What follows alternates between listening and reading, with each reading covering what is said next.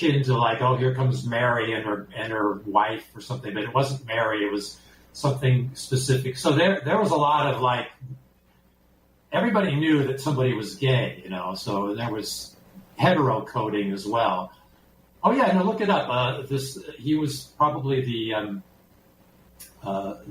one pretty sure gay Lincoln president. was.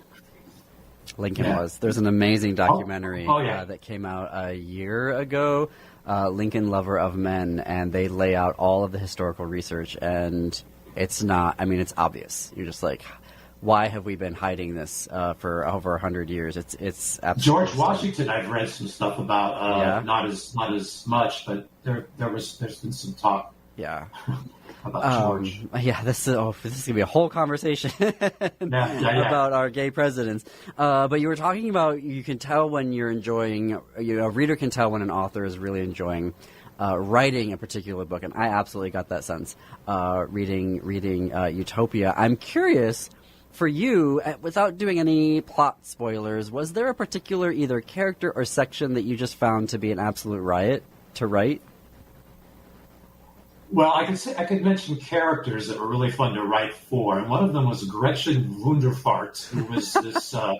She was this matron in the ranch that was oppressing the people of Utopia, and all she wanted was her father's approval. Who he was evil, and he always loved her sister more than he loved her, and so she was lots of fun. And then one of the whores that lived in Utopia, I have some whores, and one of them sex workers. One of them was a lot of fun. Some of his clients were really fun. Yeah, so I enjoyed some of the characters. Sometimes they're just so easy to they just come alive, and that's fun.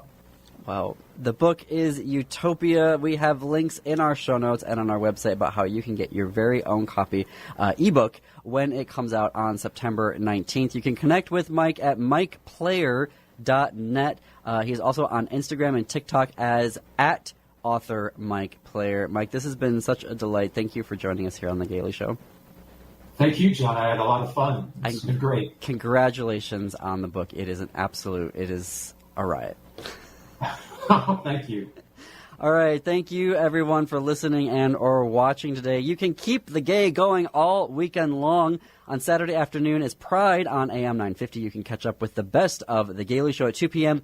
Twin Cities Pride Amplified is at 3 p.m. The Legal Trans Woman is at 4 p.m. And the afternoon rounds out with the Downright Upright Show with Philip Anthony at 5 p.m. 4 hours of the most comprehensive Minnesota and national LGBTQ news on the radio and in podcasts. On Sunday at 11 a.m., tune in to WCPT for Out Chicago. It's Sunday brunch with your gay best friends, Ellen Miller and Scott Duff on WCPT 820. Have a great weekend, everybody, and until Monday, keep it queer, America.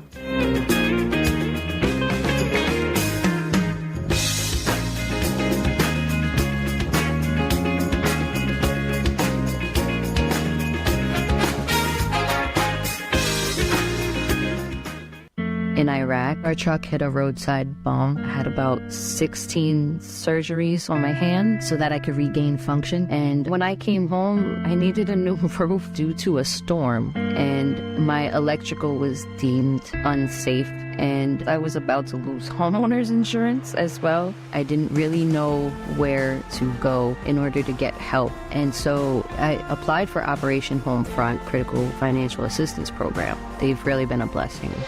Operation Homefront is a safety net. A lot of veterans, they fall through the cracks sometimes, and Operation Homefront, they catch us. It's been a blessing to us. It's a blessing to other veteran families, and it's good to know that when we come home, there are people who are there that care about us and want to see us do well and want to see us succeed, and we feel it, and we appreciate that. I would say you guys are angels behind closed doors.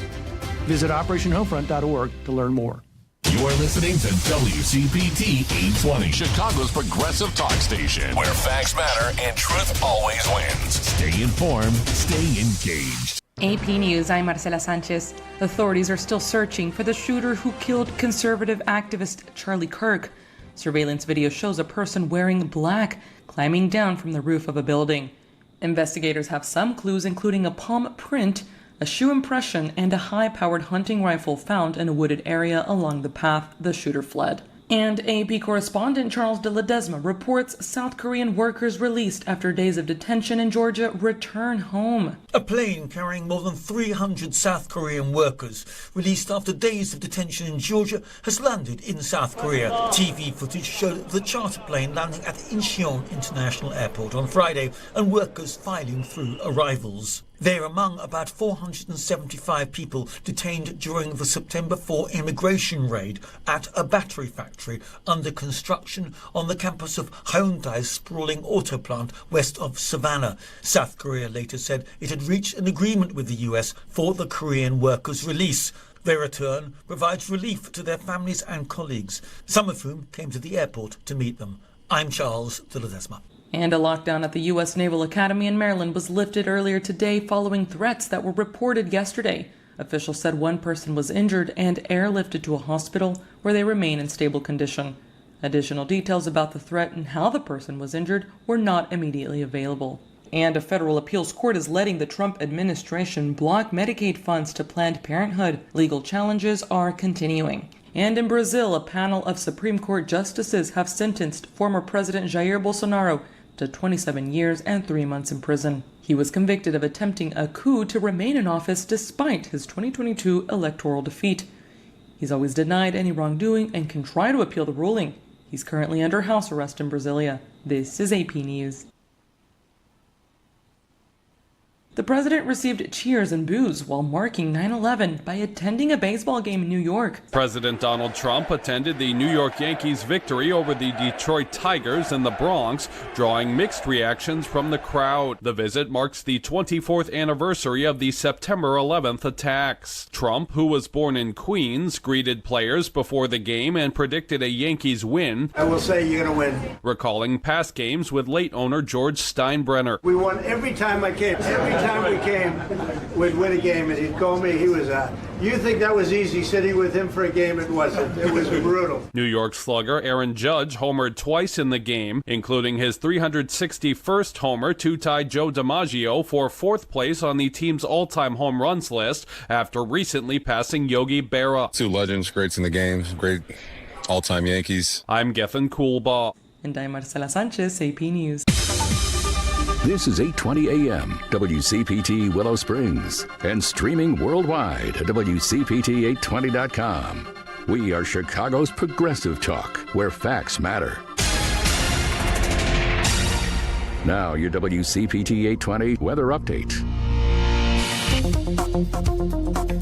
From the Weatherology Weather Center, I'm meteorologist Michael Caro.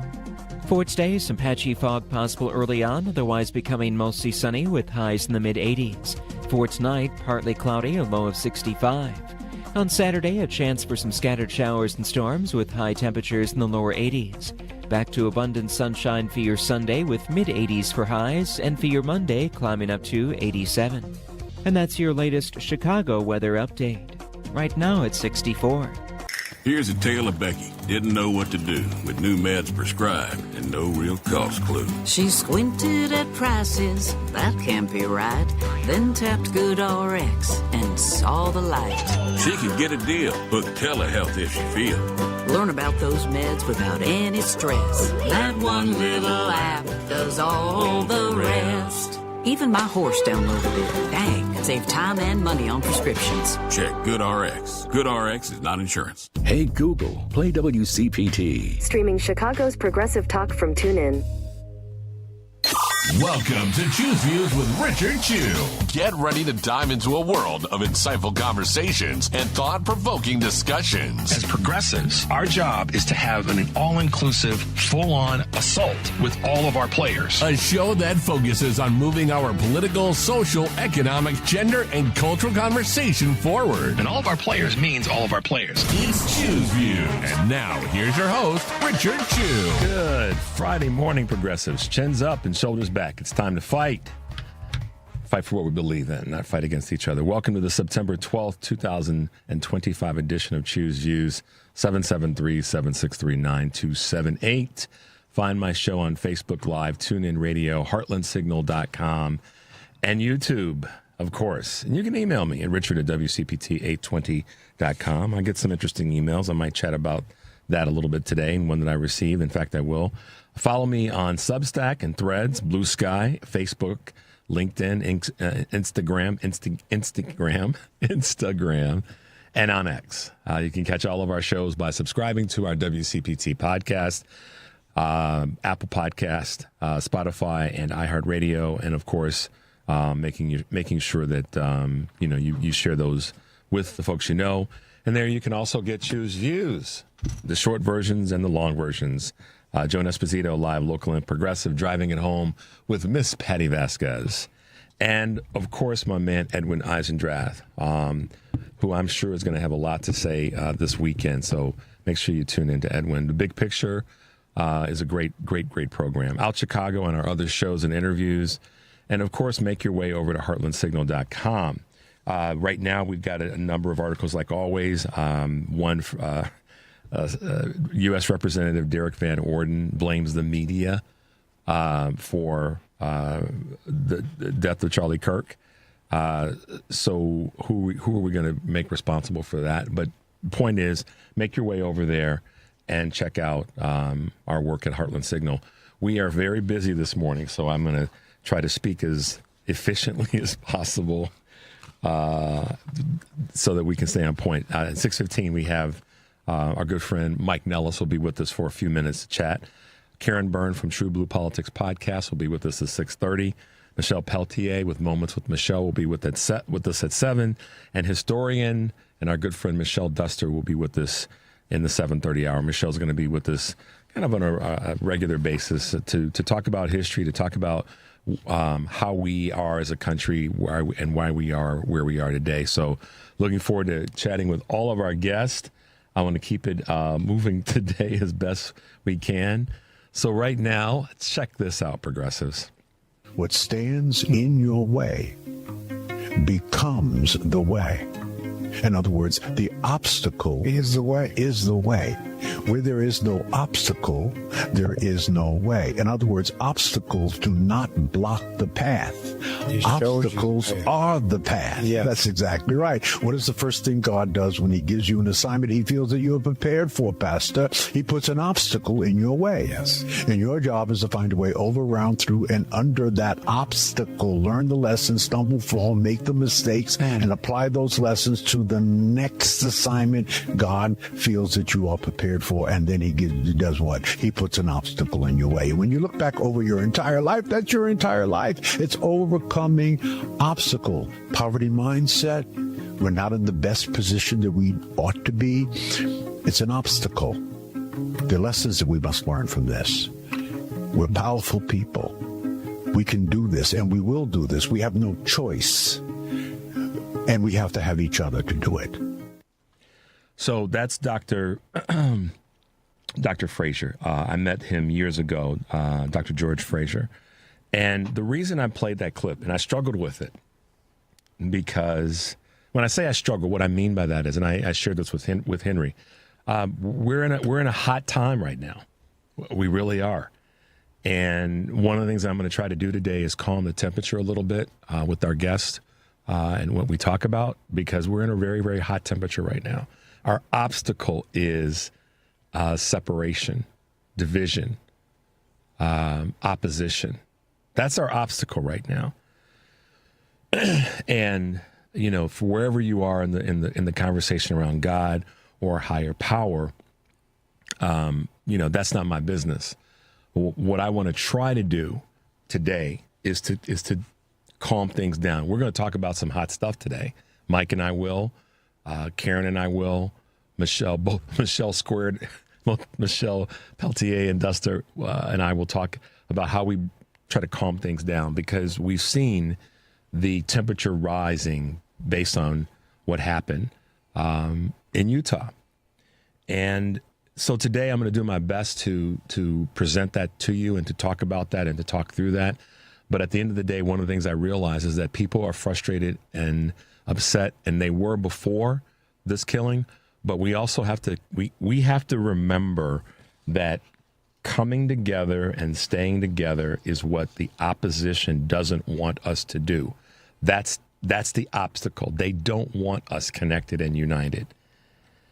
And we have to fight like hell to get that, to keep that.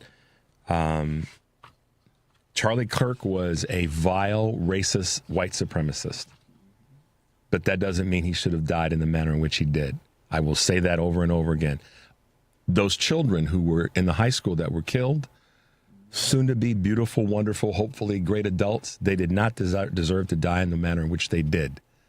Neither has anybody in our country at the hands of guns. We have a gun issue in America, and we have a weak leadership. We have a number of weak leaders that don't want to do anything about it. But I say it again, Charlie Kirk, this has nothing to do with anybody, family, and all those things, and the children, his children. There's other people's children who have. What about the parents of the kids who died in Colorado? What about the families of Melissa Hortman and her husband?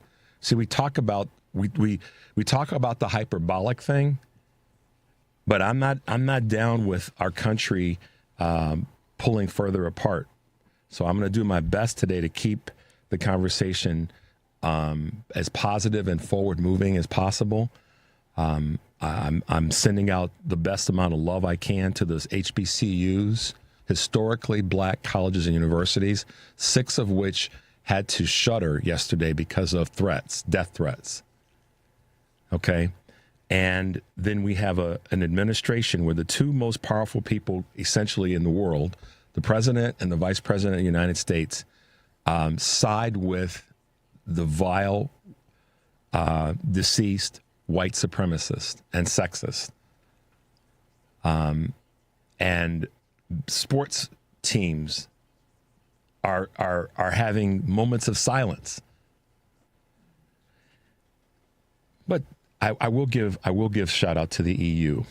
They somehow tried to milk that into having a moment of silence for Charlie Kirk at an EU event, and they weren't having it. So kudos to our brothers and sisters there. But I will say that, you know, what touches me about all of this is how there are people who are still fighting for making sure that we stay together, and I want to be one of those champions.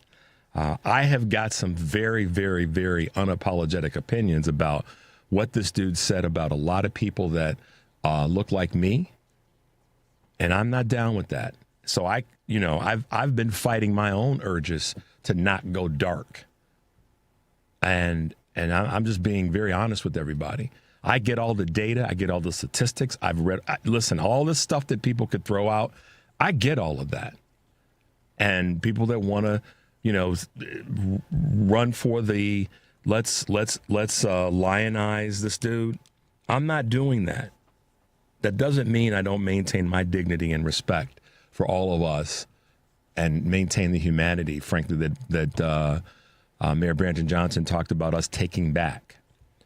I'm with my man Malcolm Nance, who said, this is awful, this is wrong. Let's find the killer and do what we have to do. But lionizing this guy, having his body rest in state, having the vice president be a part of the casket delivery, I mean, that's off the rails. There's no other way of putting it. And all those things to honor this dude they don't rest well with me, and they shouldn't rest well with all of the country. But we know that part of the country is divided in so many ways. So it's a balancing act of calling it out and then letting it move on. We don't need to be talking about this forever and ever. We got bigger things. We got bigger fish to fry, like the economy. We got to take care of where we are with regard to tariffs, where we are with how we're dealing with immigration, how we're dealing with children who are hungry. So let's keep it real, America. Let's keep it doggone real. You're listening to Choose Views on WCPT AM 820 in Chicago, WARR 1520 AM and 103.5 FM from Warren County, North Carolina. I'm Richard Chu. We'll be right back.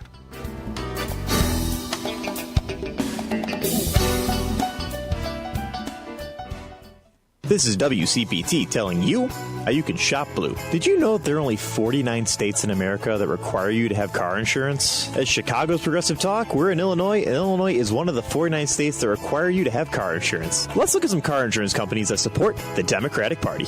American Family Insurance. American Family Insurance was once very conservative, but since 2019, they have moved to the left, donating $214,000 to Democrats in 2024. AAA was also once very conservative, but in 2014, they shifted to the left, donating $235,000 to Democrats in 2024. 83% of their donations went to Democrats. Liberty Mutual. Now, Liberty Mutual leans to the left, and yes, they did donate $1.6 million to Democrats in 2024. That was only 64% of their donations. Progressive Insurance. Progressive does not give to politics, but some of their senior leaders do, and their senior leaders lean left. This has been WCPT telling you how you can shop blue. Hey Google, play WCPT. Streaming Chicago's Progressive Talk from TuneIn. Welcome back to Choose Views with Richard Chew. Hey guys, welcome back to the show. With us this morning is our good friend, Democratic strategist, and all that other good stuff, Mike Nellis. Good morning, Mike, and welcome to the show. How are you doing this morning? I'm hanging in there. It's been quite a week. Yeah, it has. It has. And I wanted to talk with you about it. And yesterday was a packed day, and I thought, all right, let me see if I can squeeze Mike in for 10 minutes this morning. Then you can get your morning back to your norm. Take care of the kid. Maybe catch a quick nap in the parking lot while you're doing your thing. But yeah, man, it's been a tough week. There's no question. There's no way of getting around it. We both, meaning you and myself, have had conversations about this, and you've talked to a number of people, as have I. And I meant when I said in the text that I sent you that you've been spot on with the things that you've said on different shows that you've been on. But let's just take a moment and kind of get your take on not all that happened and all that, but sort of my mindset, Mike, right now is how do we go forward from this and not get stuck on stupid? And I'd like to get your thoughts about that. Well, unfortunately, I think this country is stuck on stupid until Donald Trump is out of office. I'll just be honest with you about that. I can get with you on that. I'm pretty frustrated. I'm pretty frustrated right now because on the one hand, I want to start as a human being. And for all the things I think about Charlie Kirk, he was a dad and a husband and a friend. And there are a lot of people who are really upset right now. And, my buddy Joe Walsh, who has, come over to our side of things over the last 10 years, is somebody who was close to Charlie, just knew him when he was younger, and has talked about how close they were. And I feel for Joe. And my buddy Leland Vittert on News Nation, who's good enough to have me on his show, which is a very conservative space, also close to Charlie, and is hurting. So there are people that I care about, that I love, that I know who are hurting right now. And I just want to always reserve space in my heart to try to have empathy and compassion for people who probably wouldn't have empathy and compassion for me, and certainly wouldn't have had empathy and compassion for you, Richard, in this exact situation. And that's a hard thing to do.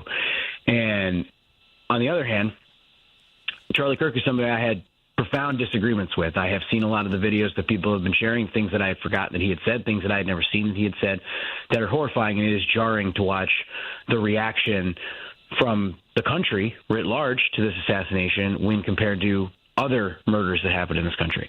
This country is very disinterested in taking the time to do anything about gun violence in America, doing anything about the mental health epidemic in America, doing anything about school shootings in America to keep our kids safe. Our kids are not safe in our schools, and that is wrong. And the conservative movement and the Republican media are completely unwilling to acknowledge the existence of Melissa Hortman, who was murdered 12 weeks ago by a conservative activist. And I am the only person going into those spaces right now and reminding people that there was a Democratic lawmaker who was murdered. And if you log on to X right now, every single conservative influencer is gleefully posting rage bait about how violent the left is, how every incident of political violence that's ever happened is from the left, that it's all our fault. And we don't know anything about the shooter, which, by the way, is shocking, given the fact that it's been 36 hours since the shooting happened. We don't know anything about this guy. And the press conference last night made it clear that the FBI, at least from a public position, doesn't know a lot about him either. And they've already decided who he is and what his motivation was, and then they can't acknowledge that these things happen on the right. And I can sit here and read the statistics to you all day about how it is much more likely that somebody who commits political violence comes from the right, almost by a 2-to-1 margin. regardless, I think in this moment we all have a responsibility to try to look in the mirror and be responsible and figure out how we tone it down and figure out how we get back on the same page so we can solve these problems together. The problem is the Democratic Party and people like you and I are always put in a position to have to act like the adults when the Republicans are going to act like children. I know, and that's why I struggled.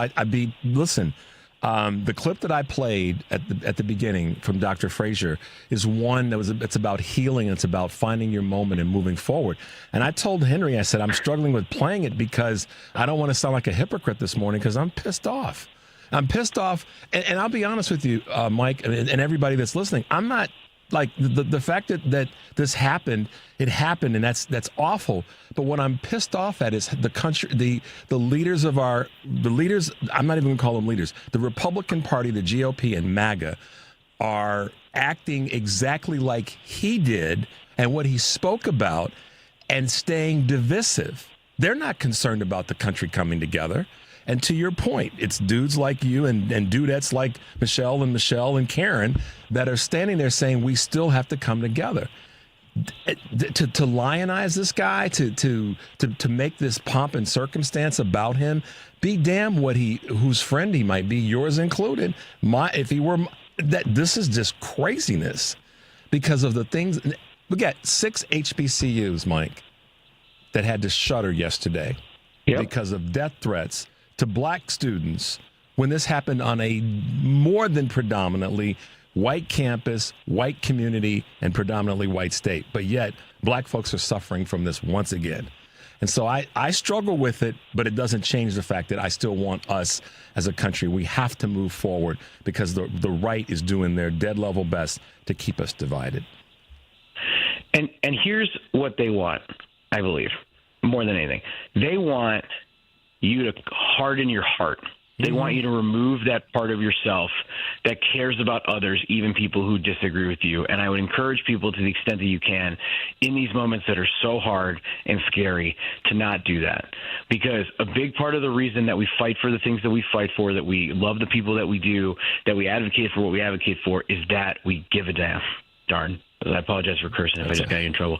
But we care about each other, and we care about moving this country forward, and we cannot allow ourselves to become a shadow version of that. And I'll tell you, I had my friend Katie Fang on my show yesterday on Substack, and she told me that her daughter, who's I think 11 or 12, heard about it in school during the day because other kids in the school have cell phones, so that they heard about it, they saw it, and she came home and asked her mom about it and said, what happened, what's going on? And Katie explains it to him, and Katie goes, how do you feel about it? And she goes, that's just terrible. I feel bad for him. I feel bad for his kids. And like, that is the normal human response.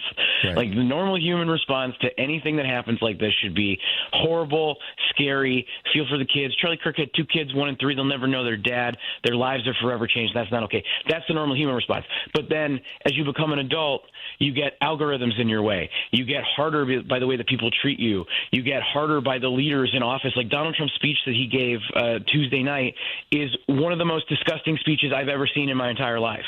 It's disgusting the way he decided to politicize this, which is what he always does. That's exactly, if you had asked me to write his speech myself beforehand, I would have written that exact speech because I knew what he was going to do. But we have to try to be the better people here, and then to reach out to the people who are in this conservative movement, this MAGA moment. And keep in mind, the MAGA movement is much smaller than you think. There is a difference between people who voted for Donald Trump, people who are in MAGA, and the MAGA people are the loudest voices on the internet, and they are the biggest jerks that you see a lot of the time. But they're not everybody. Like, we got to keep talking to one another, because if we're ever going to tone down the temperature, or, and you made this point beautifully just before I joined, if we're ever going to do anything about how broken the economy is, how expensive everything is, about how expensive housing is, about gun violence, about mental health, about any of the issues that plague this country, which we are so far away from having real conversations about, it is going to require us being able to work with people who we disagree with, who we have cultural differences with, and some of whom don't have any respect for us. It's just going to be necessary to do that. And maybe we shouldn't have to, but we have to be the ones who have to be the adults. Just what it is. And I'm not happy about it. I'm very upset about this week, but I'm trying to hold on. I'm trying to hold on to all that. And I know that's a bit of a rant, so I apologize. Not at all. I mean, listen, so And Mike, let me say this to you. You never have to apologize for the rant. I'm just going to let you know that now. And as long as we're going to know each other and work together, you don't have to apologize for the rant, because I believe that it comes from a good place. And I know that your objective is to do what you just said in the rant, is to see that that's where we are. And that being said, I think that a lot of folks right now, if we don't, how do I want to put this? Okay. There's this question out there, like, who's the leader of the quote-unquote Democratic Party? And my response is all of us. And all of us right now, and that, whoever he or she's going to be in this next national election and all the other things, that's going to evolve. We know that. We know how this plays itself out. But right now, we all are that believe in what we just said. And I can tell you this coming, and I have to illuminate it this way. We all know that if we don't, then the other side of this is some very, very dark times that are darker than the ones that we're in right now. And we are in, let's all be honest, we're in some dark times right now. So we have to be the light. And if it requires some ranting, and if it requires some emotion that we put out there, there's somebody that's listening, that's watching, that recognizes that there's still hope when people who believe in it put it out there. So no need to apologize for the rant, because it's content-filled. I wanted to have you on this morning because I knew that you had, as I always say, a lot to say about a lot of things. And I also knew that there needed to be a moment to kind of let some of this die down. Initially, yesterday, I talked about the importance of remembering the other families who've lost members of their family to gun violence this year alone. And we could talk about what happened in Colorado. We can talk about and those families are hurting just as much, if not more, because those children's lives hadn't even really gotten started, candidly. Melissa Hortman and her family, we cannot leave those other folks on the battlefield just because of who Charlie Kirk was. And we cannot, I said to my wife yesterday, Mike, and I know we're going to wrap up real tight here. I said to my wife yesterday, this trumped not really the commemorations of 9/11, and that's a damn shame. I mean, in my observation, it kind of trumped these children that got killed in Colorado, and it shouldn't be that way. It is, but we have to keep fighting the way in which we're fighting. Yes, we do. Like, we have to keep trying to move the ball. We have to keep remembering the people who we've lost. And in a healthy democratic society, we should be having a conversation about guns, about how we keep our soft spaces safe, like college campuses and schools, to keep our kids safe. We should be talking about mental health. We should be talking about the things that we can do to solve this crisis so it doesn't happen. I believe Charlie Kirk's death was preventable. I believe a lot of these deaths are preventable. And we don't have leaders who are willing to act, and we certainly don't have leaders that are willing to tone down the temperature. And so whoever those leaders are, and right now those leaders are Richard Chu and Mike Nellis, and there's going to be a lot of people listening to this, go be the leaders in your community, because we need people to do that. Like, go try to find solutions and bring people together. And that's really all you can do, is just one step forward at a time when everything is pretty terrible. Absolutely. Well, listen, man, go get yourself a nap and hug your child and hug your wife and keep on doing the things that you do. I know I'll see you all over the world today, but be safe while you're out there, okay? Promise me that? Yeah, I will. Thank you, my friend. All right. Talk to you soon. Bye-bye. Talk to you soon. All right, guys, we're going to take a quick break. You're listening to Choose Views on WCPT AM 820 in Chicago and WARR 1520 AM and 103.5 FM from Warren County, North Carolina. I'm Richard Chu. We'll be right back.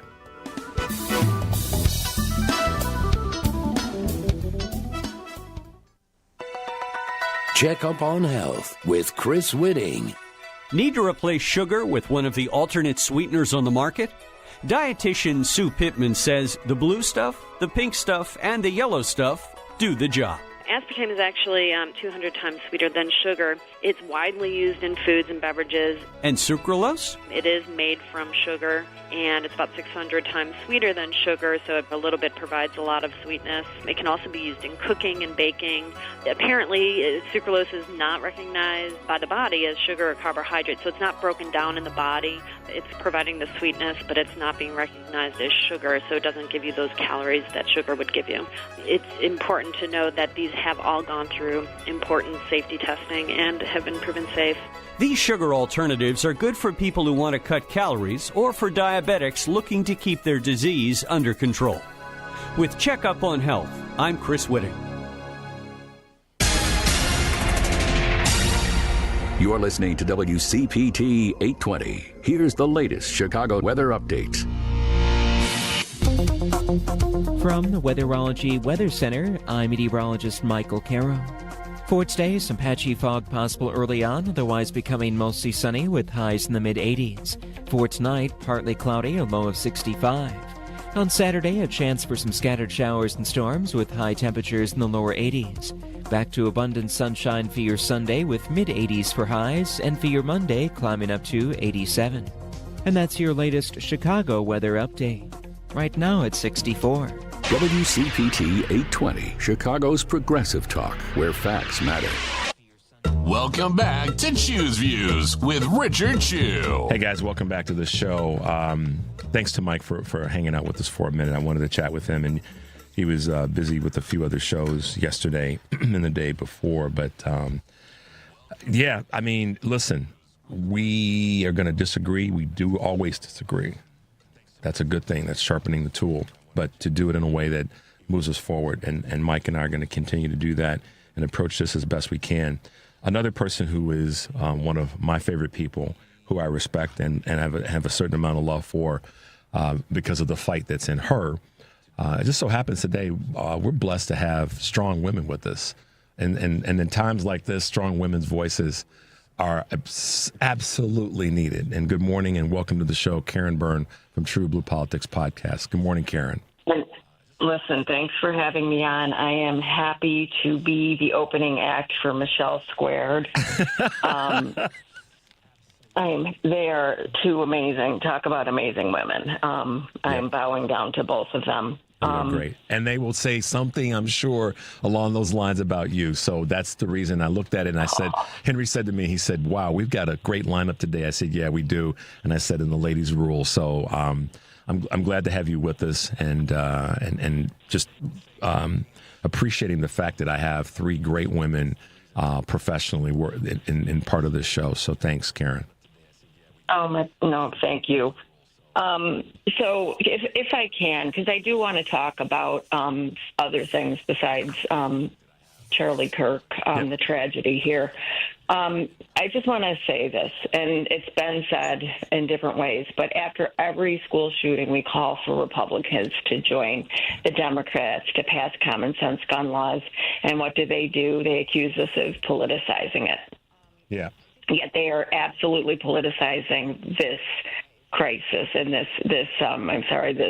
tragedy without even knowing the identity of the shooter, and they're calling for war on the radical left. And let's not mix this up. They mean us. Yep. Okay. So I am, and I'm not celebrating this, and I am not mourning this. I am numb to it, quite frankly.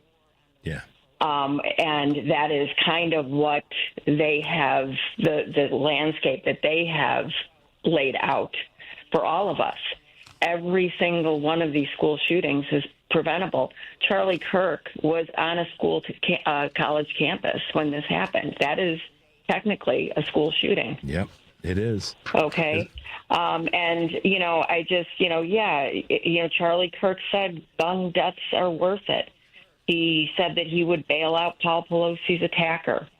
Alex Jones called Sandy Hook parents crisis actors, and then political cosplayer Marjorie Taylor Greene followed and harassed Parkland survivor David Hogg after he was shot at, after he lost and was mourning his friends being slaughtered in his school. Yep. So, we can change the identities of the shooters, the victims, and the survivors, but what doesn't change are the guns. Yep. And until the Republican Party starts to tone down the rhetoric, until they start having serious conversations and want to come together with the Democrats to actually do something to solve the problem of gun violence in this country, then I really don't know what we are supposed to do. And us,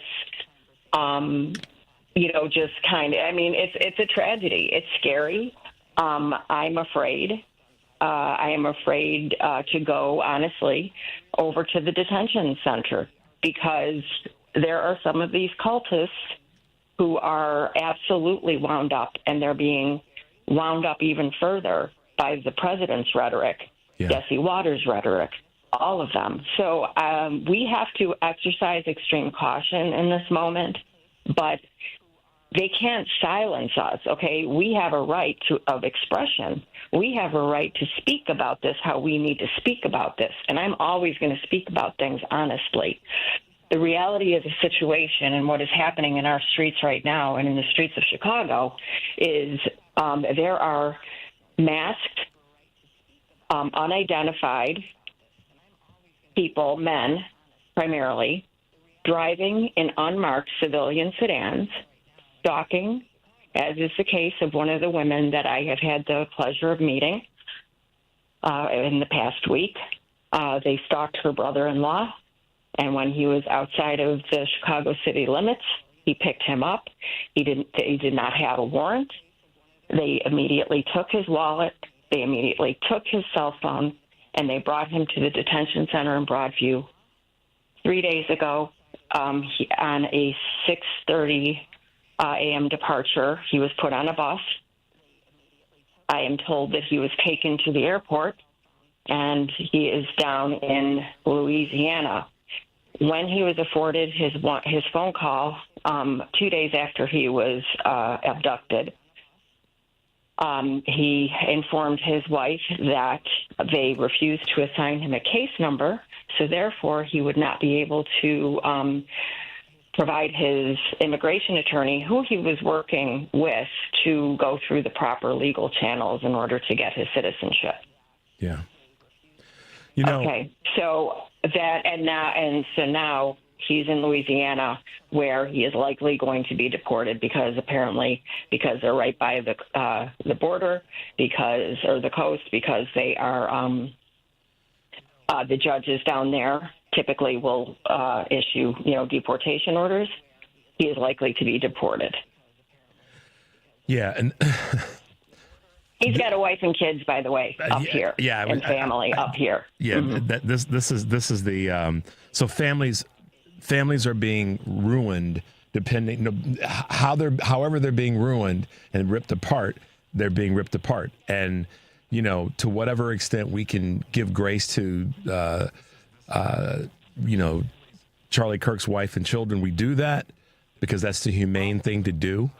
But as it relates to this gentleman that you're talking about, that same grace needs to be given to his family, because the way I look at it is, in terms of caring, it's hard for me to believe that he was out there with a microphone calling, saying that black women who are pilots, I don't want to fly on those planes. It's hard to believe that guy was out there with the microphone saying that the Supreme Court justice, a first lady who was a renowned attorney, and the list goes on, was denigrating black women. So their family deserves the same amount of grace, whether he was here by the language of illegal or not, or whatever. His family was separated. So this is why I've been taking the position, Karen, as best I can, and you know me, to not go down the dark path that I could go down, but to illuminate the reality of what you just said about families are being interrupted one way or the other. If it's this through ICE, or if it's through the fact that the Republican Party across the board, no longer a part of, or this group, the Republican Party across the board. And I've had some people say to me, yeah, but Richard, there are people that on the left that have taken money from the NRA. And I agree with that. There are. But when it comes to legislation, it's the Democratic Party that's pushed forward the legislation to dial back the use of assault rifles on the streets of America, not the Republican Party. So, yes, there are Democrats who've taken money from the NRA. No question about that. But I'm not talking. Okay, and but that's not the conversation. Let's name them, and you can count probably on one, maybe two hands of the Democrats that have. Meanwhile, what's the percentage of Republicans that take dirty money from? And more importantly, it's their voting record, which is why. So this is where I do draw the line, and I know you're drawing it with me. Is that when I hear people talk about how certain, like, for example, Marjorie Taylor Greene coming forward in her whatever moments with the Epstein files, I could give a damn about her doing that because I'm looking at her voting record and things that she's done. She voted against the John Lewis Voting Act. That to me is, I mean, I'm being honest. And if some people got a problem with this, look in the mirror. I am more concerned and care more about Marjorie Taylor Greene voting against the Voting Rights Act than I am about her putting up a poster board about the Epstein files. You want to know why, America? Because the Voting Rights Act is something that's a direct impact on me as a black American. That's why. And so I could give a damn about any other Republicans who want to suddenly make a big show over something that they've been hiding it from, dancing around for a long time. And when it comes to guns, they're voting to keep guns on the streets of America. It's a simple solution. Simple solution. We ban the assault weapons that are designed to slaughter people and multiple people in seconds. We treat every gun like we do automobiles. They always love to make that comparison. You have to have them registered. You have to have them insured. You have to make sure that you have a safe to lock them up when they are not being used. And if you have to have a gun for protection in your nightstand drawer, let's invest in smart gun technology. Yep. These are simple solutions that could have prevented the murder of Charlie Kirk. It could prevent. There was just in Chicago a young child that got a hold of a family member's gun in his home and died of a self-inflicted gunshot. There are death by suicide, right? Using guns. On and on and on. We can go through the numbers, and the bottom line is this: it is the Republicans in this country that refuse to help save lives and to prevent the murder, like what we saw on our Instagram feeds, in our Facebook. It was shocking. Yeah. But they could prevent that. That didn't have to happen. No, and this is, I know that there's folks that have gone down the conspiracy trail, and I'm not going to do that. But taking that off the table and just looking at the fact that this happened, and the shootings in Colorado at the school, and all the others that took place during the course of this same week, these things are preventable. Listen, I have a pretty hardcore way of looking at the situation with guns, because I've gun violence. You heard me say this on the show yesterday. Violence in America, political violence, has become. We can say we can't tolerate it. It's become tolerated. We're way past it. It can't be tolerated. It's become that. It has been that for way too long.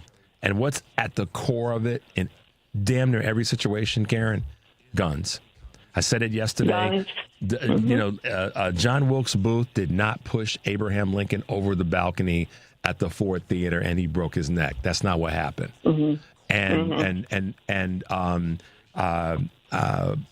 Sirhan didn't walk up and stab Bobby Kennedy Sr. So the list goes on, and if we stop lying to ourselves about this doggone Second Amendment, and I know that people have maybe a different approach or thought about this, but I'm at the point where we have to ask this question as a way of trying to come together. When are we going to stop lying to ourselves about this Second Amendment?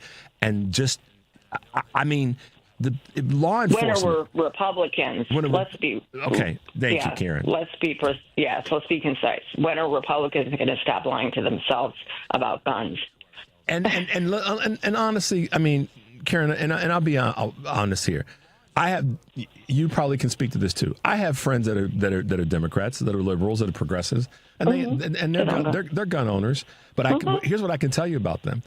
Every one of them that I know, family and friend, they have invested in the proper care of those guns, whether they be ones that are hunters, whether they be ones that have a personal weapon. They've gone through the necessary training if they have it for purposes of defense, etc. And so that's why I appreciate you separating. It's the GOP, it's Republicans, it's MAGA that is loosey-goosey about where we are and or getting in the way of where we are with better gun legislation in the country. And I know I'm further hardcore about it. I'm like, if we get rid of them all and not let private citizens own guns, then we don't have a need. See, here's how I look at it, Karen. If we don't have guns on the streets and people don't have them as an individual thing of ownership, then there's nobody that's going to need a gun to protect themselves from somebody that has a gun. And I know that sometimes that's a hard path for folks to get to. And part of the reason that I believe it's hard is because we've gotten so accustomed to using that language to say, I have a gun for protection. Well, protection from what? Somebody coming into your house with a gun? Okay, they have the upper hand. Unless you're sitting there waiting for them. That's been proven time and time again. And this whole good guy or good gal with the gun at a thing that happens in public, the numbers, the data on that actually being the case where that person resolved the situation are far less than the person that had the advantage rolling up on Gabby Giffords and shooting her. You know what I mean? It's so well, absolutely. And there were, there were reports in Colorado at the movie theater shooting that there were a number of people that were in the audience that were good guys with guns. But when that's going down, you're taken by surprise. The shooter has the advantage in every single one of those situations. And so, I know plenty of, Republicans. I've had plenty of friends and family who, believe that, gun ownership is their right, but they also believe that we should have some common sense gun laws in place. But yet they continuously vote for people who not only don't do anything, but then make things worse in every single one of these situations. It's just, it's what more can we say, really? I mean, it's a simple solution and one that the Republican leadership and elected officials refused to do anything about. And when, and I'll be honest too, I am not a conspiracy theorist at all.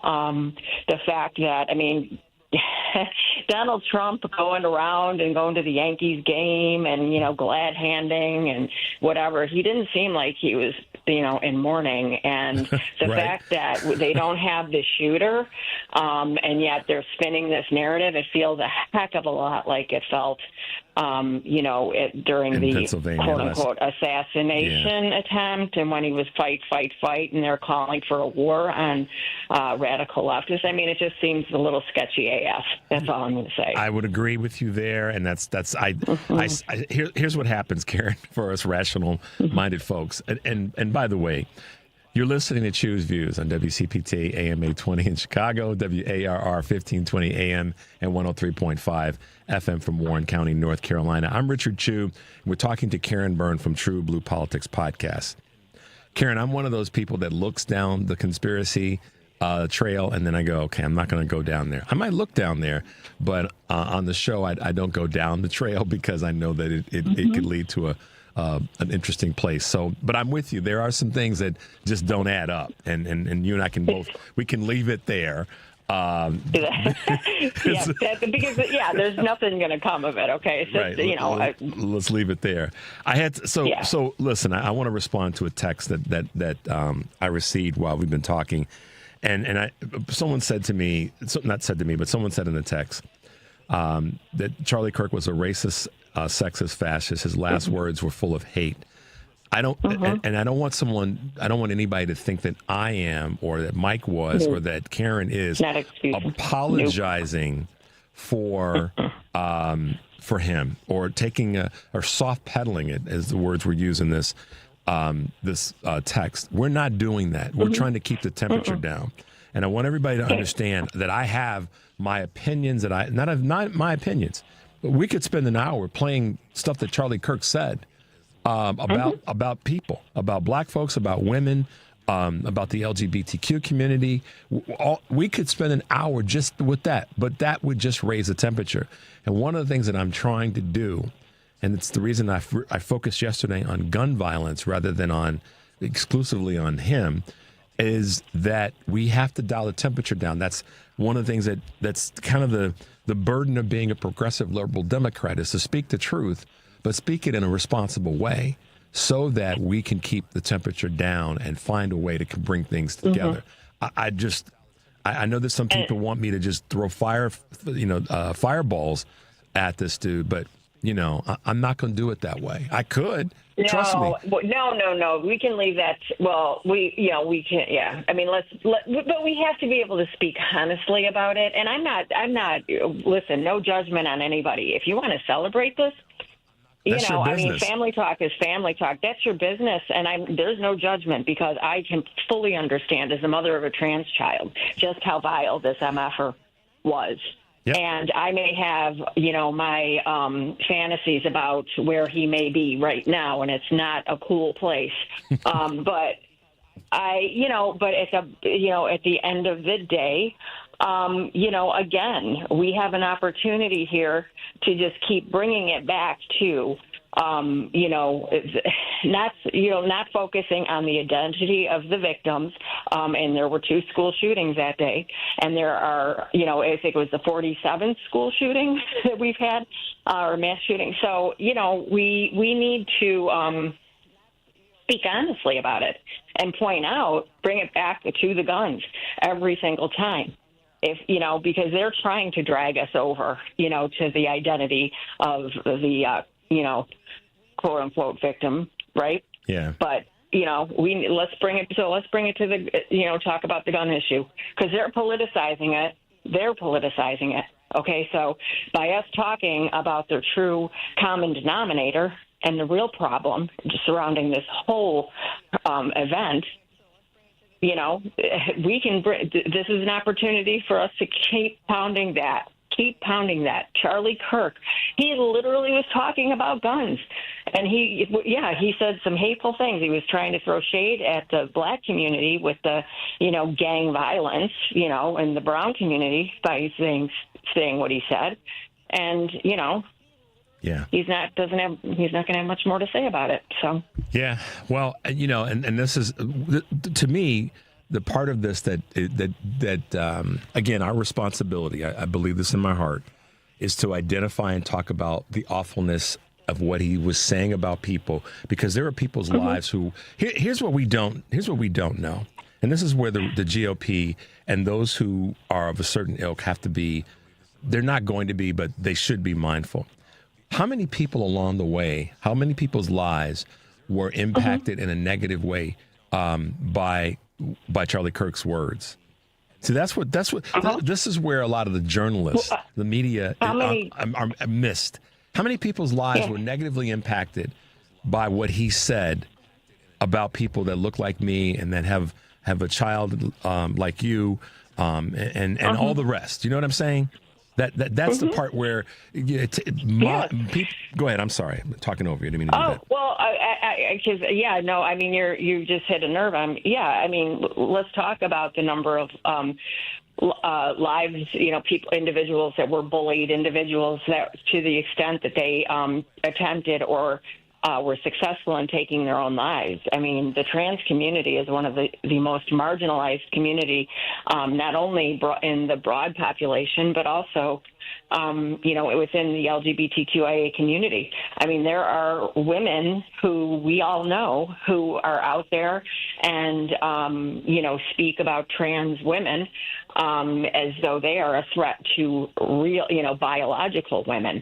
I mean, so no, I mean, you have to understand, he was radicalizing people that are contemporaries of my children. He's 31 years old. So the people that he was appealing to were on college campuses. These were young people that he was radicalizing and giving permission to them to bully and demoralize and degrade the value of other human beings and their right to exist.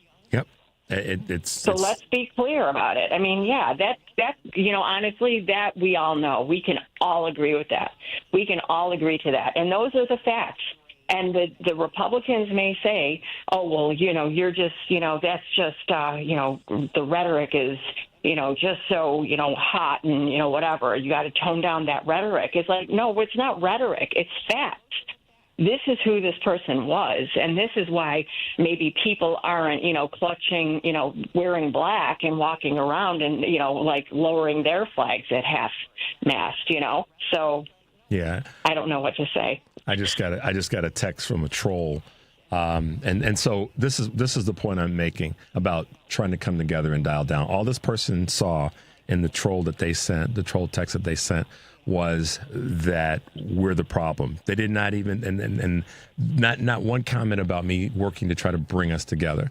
So that's why that's where folks like me and Karen and others we struggle, because we've been talking about the reality of what happened and the problems that are bigger problems, systemic problems when it comes to guns in America, and how we can honor all of our lives. Yet there's a troll that just sent a text that says to me some pretty awful things that, did they not hear what we're trying to do? And that's where I go, that's the seductive temptation. That's what Dr. Frazier was talking about. That's the obstacle. The obstacle is to try and say it's hard. It's a challenge, whatever the wording is, to push past the obstacle. But on the other side is where the good stuff is. And let me be clear, we get text at WCPT. Now, I wasn't talking about a text to my phone. We get text for the text line that we have here, the 773-763-9278 number. And so that's where that came in, just to let everybody know. So, yeah, those folks are out there. And Karen made a point earlier in the show, and I said this to Mike toward the end of his segment, that we all have to be safe and mindful and prudent about what we do and how we do it. But that doesn't mean we stop, that we don't keep fighting, because that is what they, on the other side, unfortunately, as we call them, want us to do. And that's to pull apart. And I refuse to be an instrument of that. I prefer and will commit to being an instrument of pulling us together. So, yeah. And I mean, listen, to that troll, let's have an honest conversation and let's talk about the thing. There were 2 students shot in Colorado with guns. There have been numerous people killed using guns and lax gun laws. And yeah, people, Brandon Johnson spoke so beautifully about it. When we want to talk about, sending funding to the state of Illinois in order to stop the flow of guns across the border, because we border red states that do not have strict gun laws.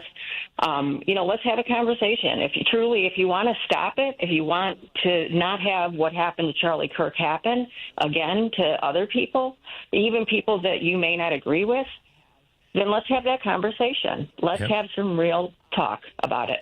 Karen Byrne, y'all, from TruBlu Politics podcast. Karen, thanks for being with us this morning. Stay safe. Here's a big hug of certainty and care, and we'll talk to you soon, okay?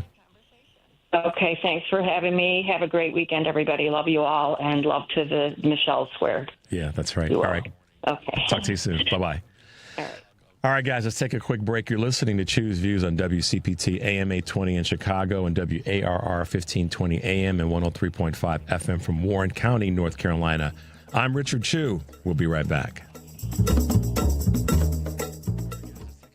This is a WCPT 820 Heartland Signal News Minute. The executive order was really centered around preparing our residents for anything and everything. That's Chicago Mayor Brandon Johnson speaking to WCPT's Richard Chu about the executive order that he signed late last month establishing the Protecting Chicago initiative to safeguard the constitutional rights of Chicagoans in the event of militarized deployment of federal troops. Among other things, the order stipulates that members of law enforcement cannot wear a mask, covering, or disguise intended to conceal their identities from the public while performing their official duties. This stuff is unprecedented. Never did we ever think, I guess, that we would have these type of egregious constitutional overreaches. And with my executive authority, I'm going to do everything in my power to protect the residents of Chicago. For WCPT 820 and Heartland Signal, I'm Andy Miles. Protect your liver and give it the support that it deserves with Active Liver from New Nordic. Find Active Liver in stores at your local CVS, Meijer Grocery, or online at Amazon or newnordicusa.com. AP News, I'm Marcela Sanchez. Officials are asking for the public's help in finding Charlie Kirk's shooter. Some of the clues they have so far are a palm print, a shoe impression, and a high-powered rifle found in a wooded area. The FBI have also released photos and a video of the person they believe is responsible. Henry Dells, who asked Kirk a question shortly before he was shot, says the lack of visible security gave him an uneasy feeling. I thought it was very, very weird when I showed up to the campus. There was no security at all. I have a weird feeling that if something did happen, he would be in a very vulnerable position. Kirk was a conservative activist who was speaking at Utah Valley University in Orem when he was shot. In Colorado, investigators are learning more about the 16-year-old student who authorities say fired a revolver and critically wounded 2 students at Evergreen High School. Here's Jefferson County Sheriff's spokeswoman, Jackie Kelly. Based on some of the information that we're seeing about this suspect is that he was radicalized by some extremist network.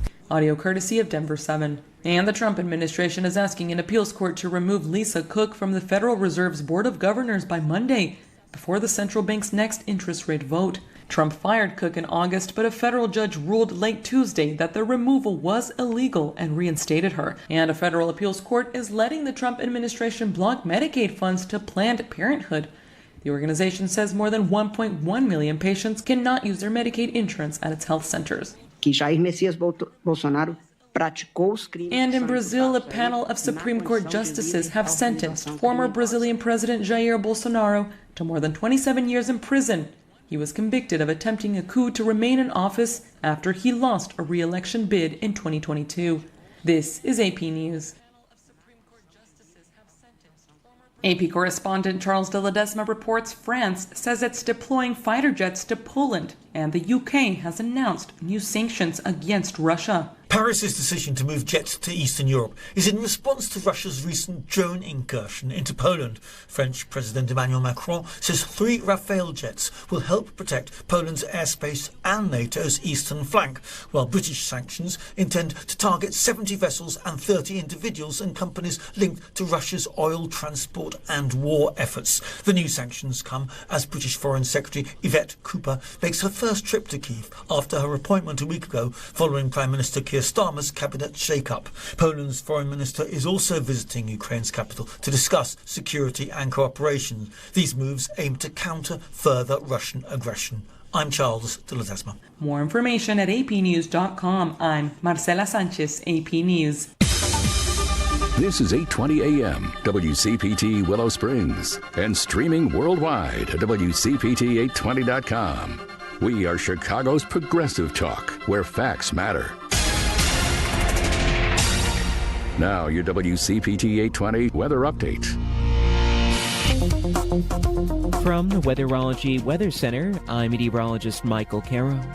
For today, some patchy fog possible early on, otherwise becoming mostly sunny with highs in the mid-80s. For tonight, partly cloudy, a low of 65. On Saturday, a chance for some scattered showers and storms with high temperatures in the lower 80s. Back to abundant sunshine for your Sunday with mid-80s for highs, and for your Monday climbing up to 87. And that's your latest Chicago weather update. Currently, it's 63. Oh no, stomach issues again? Stomach issues? Who are you? Your pancreas. I could be the real reason for your diarrhea, gas, bloating, stomach pain, or loose oily stools. I thought it was my stomach. People often do, but any of these symptoms could mean having a condition called exocrine pancreatic insufficiency, or EPI. With EPI, the pancreas doesn't release enough enzymes to break down food, but EPI is manageable. Use the symptom checker on identifyepi.com and speak with your doctor. That's identifyepi.com. Sponsored by AbbVie. This is WCPT 820, where facts matter. This is Chew's Views with Richard Chew. Hey guys, welcome back to the show. Henry just had me laughing, y'all, right before the break. He threw me a little curveball like inside of 10 seconds. So, my man Henry. All right, guys. The number, of course, is 773-763-9278, and you're listening to Chew's Views. It's great to have Mike Nellis with us earlier in the show, and our good friend Karen Byrne from TruBlu Politics podcast as well. Check her out there at her podcast. Make sure to check out Mike's podcast as well. You can Google his name and see he's all over the place, and it's good to have him with us every other week, and I just wanted to have a chat with him this morning. So glad that he could be with us. And before we went to the break, Karen said she wants to send some love to Michelle Squared, and that would be the back-to-back duo of two great women with great voices and some keen observations about where we are. And ironically, and this is one of the reasons that I played again the clip from Dr. Frazier about the obstacle is getting over the thing that is most important that we get over. And right now, it's the desire for folks on the right, frankly, just being honest, to keep us separated and keep us polarized. So Michelle Peltier is with us this morning with a couple of moments with Michelle. Good morning, kiddo. How you doing today? Good morning, Mr. Chew. I'm good. How are you? I'm good. I'm doing good. And I say that with all the honesty that I can about this, and that's all that's going on. But I'm doing good, and I'm excited to have you on. It was great to have Karen on a moment ago, and Mike earlier in the show. And yeah, I've got kind of Michelle Squared, you now, and then Michelle Duster in the 7:30 hour. So I'm a happy dude. You know how I am about strong women. So my father told me years ago, Chew, boy, have some strong women around you. He said, you can have your guy friends, and that's important, but you have strong women around you. And he wasn't being sexist. I mean, this is a dude that just understood. And so I'm thankful to have, first and foremost, the strongest, my wife. Shout out to my wife, Ann, and to my sister, Linda, and my nieces, and my business colleagues, and all the rest. And of course, hanging with you for a little bit this morning. Let me just say, I dig that about you. Every man can't be that way. So you're amazing that way. So. Well, thank you. Thank you. I'm doing my part. Man, Michelle, it's there's so many descriptors that we could use about what's happening right now and where we are. And I've been working really hard to not go down that path. But, when I will unapologetically take it personally that black colleges, HBCUs, had to shutter some of them yesterday because of threats from the anarchists and the supremacists, the wannabe supremacists. Ain't nobody supreme to any of us. But the point, so I'm going to say, maybe that's a narrative that we should start to use and change. Let's do that. Let's start that right now. Let's create a hashtag. You're good at this. The wannabe supremacist, the wannabe white supremacist. Hashtag wannabe white supremacist. Or wannabe fake white supremacist. Something that puts a little bit of a stain on white supremacist, because there's nobody supreme to any of us. That's true. But I don't even want to spend a whole lot of time on them. Fair enough. I want to spend time talking about us. I mean, as a people, as Black people, this kind of darkness kind of makes us rise, because we know about darkness. We know about persecution. We know about all of that. So we just kind of band together and do what we need to do to get through this time. So before I really get started, I know we're tight on time because you have the other Michelle, but I wanted to give a shout out to my shero, Karen, aka Karen from Chicago.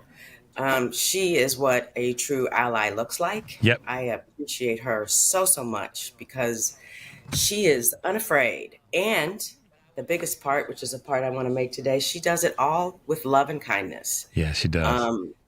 And that's the way we all need to be. So if I may, Richard, last week I went to go to St. Louis to help one of my best friends as she recovered from knee replacement surgery. Right.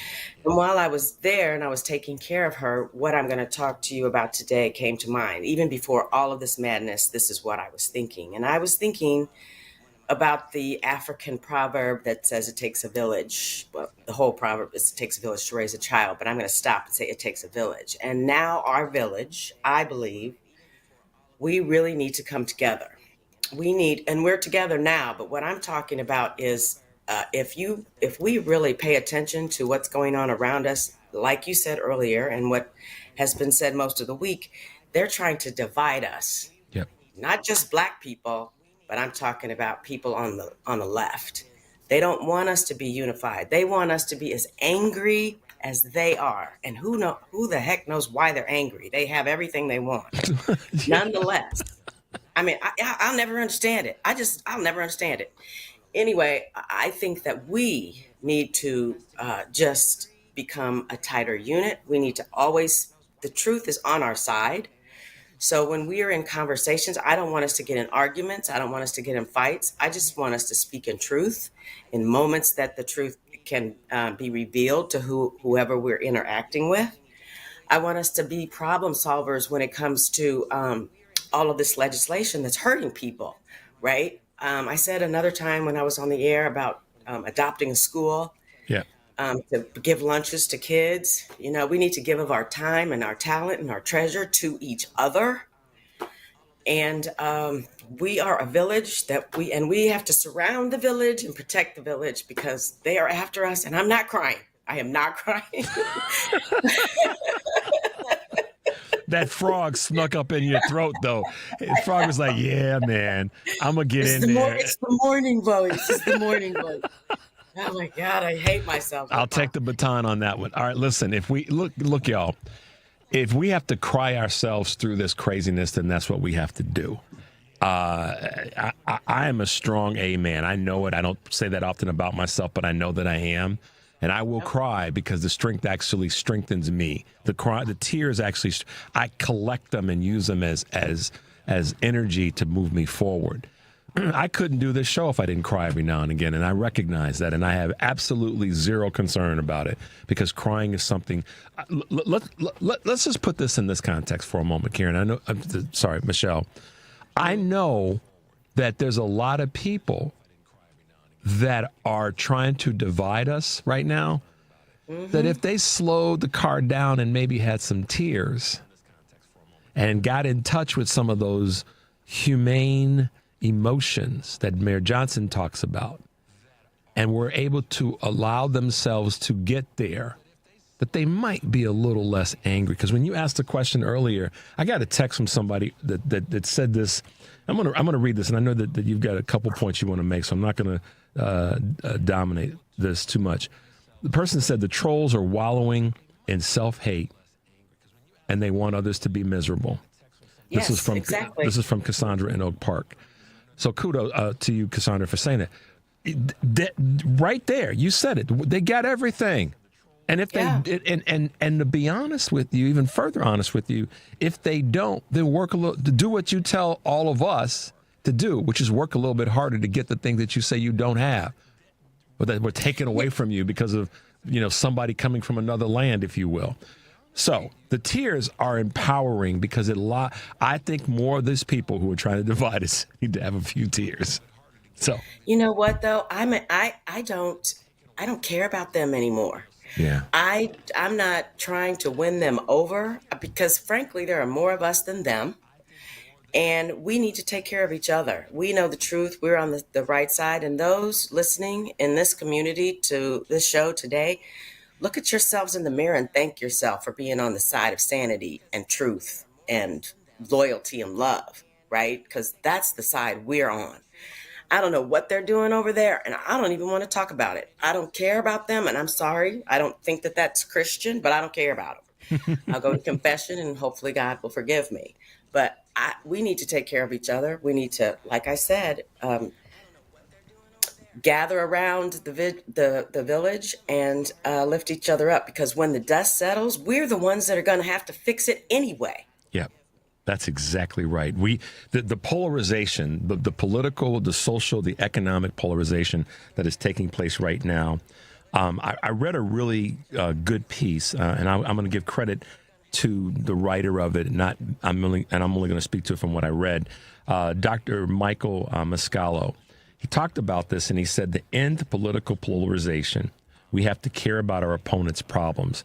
And although I agree with that, I think that before we can totally dedicate ourselves to caring about our, quote, political opponent's problems, we have to protect our house first. And we have to be willing to do both. But the percentages are what we have to measure. We have to spend the majority of our time protecting, as you said, protecting our fort, making sure it's solidified, making sure the people that are inside of it are good, the village is protected, the village is safe, before we try to fix the others. And I mean, you're saying it in your way, and I appreciate you reminding us of the fact that that's what we have to do. We don't, it's not that we don't give a damn, but we don't give a damn. We have to take care of the family, and we have to take care of the village first. Here's the thing, Richard. Their problems are the same as ours. Mm-hmm. That's the other reason why it's crazy. What do they want? Jobs. What do they want? Healthcare. What do they want? Education. They want we all want the same things.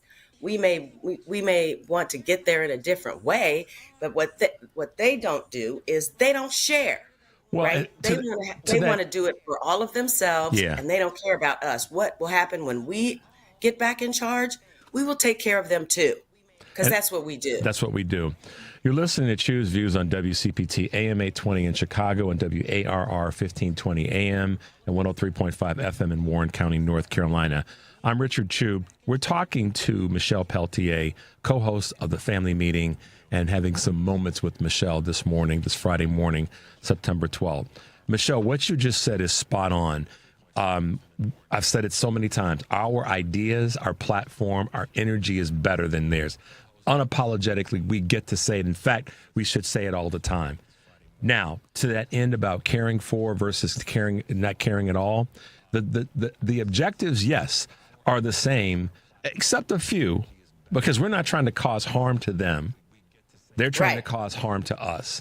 That's and exclude us. And exclude us. That's a significant definer, if you will. Is that there's not thousands of protesters out right now applauding, at least not that I've seen. So let me be careful in that, applauding what happened this week.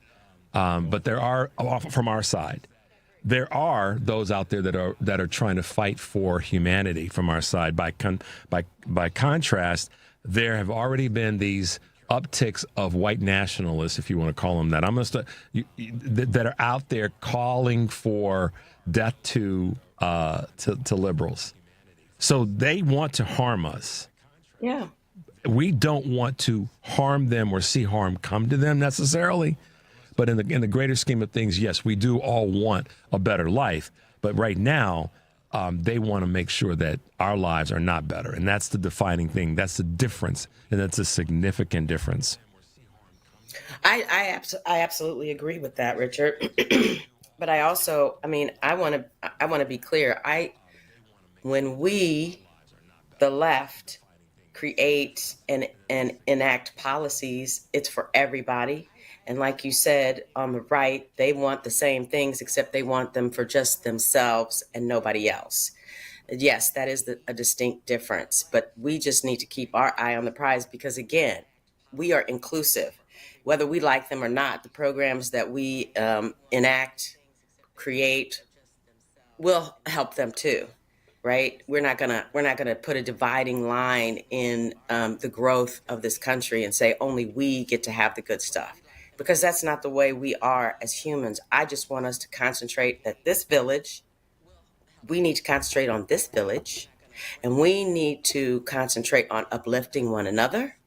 And we need to concentrate on what do we do next? What can we do in the midst of all of this and not get caught up in all of the anger, all of the distractions. And I mean, we have to keep our eye on the prize, because look, if you guys are paying attention, it's starting to bubble now. Mm-hmm. The water is boiling now. And we need to be prepared, because their flame is getting ready to go up before it goes out. And we need to be prepared, and we need to take care of each other, and we need to just stay vigilant, and not spend a lot of time on this mess, because it's a distraction. I'm sorry for Charlie's children, his poor children, and his wife, but you know what? We can't live here. I don't know that they'll ever find who did it, to tell you the truth, and that's not our problem. Well, our problem is each other and moving forward. Yeah, I received a text talking about if they will find him or if they won't, and that Kash Patel is the person that, you know, if he's in charge of this, then the chances of him being, quote unquote, meaning the killer being found are unlikely, and the goal is to have the narrative be around the shooter is a radical leftist, and so not finding him then allows them to keep that conversation up. That the shooters are, you know, how they'll spin it. It'll be spun in the ways of Laura Ingraham and all the radical right over at Fox, saying that we've got reports that, and you know, it's been said that, and people are saying this, unverified, unsubstantiated, but it'll be their narrative because it'll allow them to keep the nastiness up. We have to dial it down. Part of taking care of our village and, frankly, taking care of this country is to dial it down. And we start by making sure our people are in check, that our people are safe. I got a text message from one of our listeners down in Florida sharing a situation where he was in a coffee shop and, you know, encountered a Republican that kind of made some comments. And, you know, he stood his ground. I shouldn't say that being that it's Florida, but he stood his ground in his position.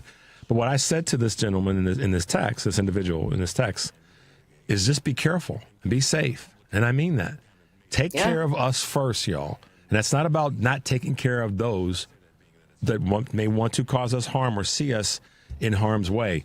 But for us to preserve our message and our belief system, we have to do what Michelle is saying, which is to take care of our village. And we can't, you know, unfortunately, it's easy for us to keep the conversation up. So we have to change the narrative. Next week, my goal next week is to talk very little, if at all, about this situation with Charlie Kirk's death. I don't want to talk about this fool anymore. I just don't. Yeah. And for those who have a problem with me saying that and calling him a fool, okay, I'll be a little bit different. Racist, misogynistic, sexist.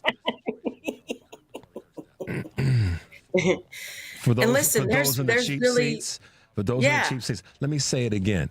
Racist, misogynistic, sexist was killed.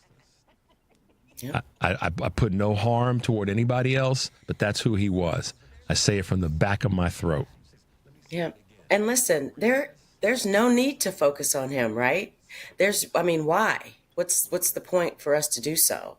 So I think that we just need to keep ourselves informed, keep ourselves walking in truth and light, because the truth never changes, right? The truth is the truth is the truth. You can interpret it any way you want, but if the light is red, it's red, right? So, I don't know what else to tell you. So we need to, and I am extremely fired up this morning, and I don't know why, but I'm excited, right? I'm excited because I think that we are getting closer as a team, as a unit, as a people, because of this madness.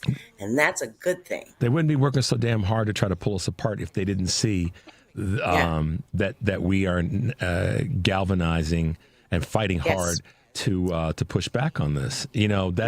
That's why. What's the phrase that some people have said? If our vote didn't matter, then they wouldn't try to stop us from voting. Try to stop us from voting. I think that's the truth. I just got another text. Someone says, "Prove anything of it." Watch the tapes. People don't want to believe that Charlie Kirk was who he was. Just watch the tapes. Documented. It's all documented. Yeah. You don't have to believe me. I don't have to prove a damn thing. Just in go. Technicolor, as they say. That's right. Just go watch it. But we're going to, as Eric Grant says, we're going to stop losing brain power talking about this deceased, racist, sexist, misogynistic, hate-filled person.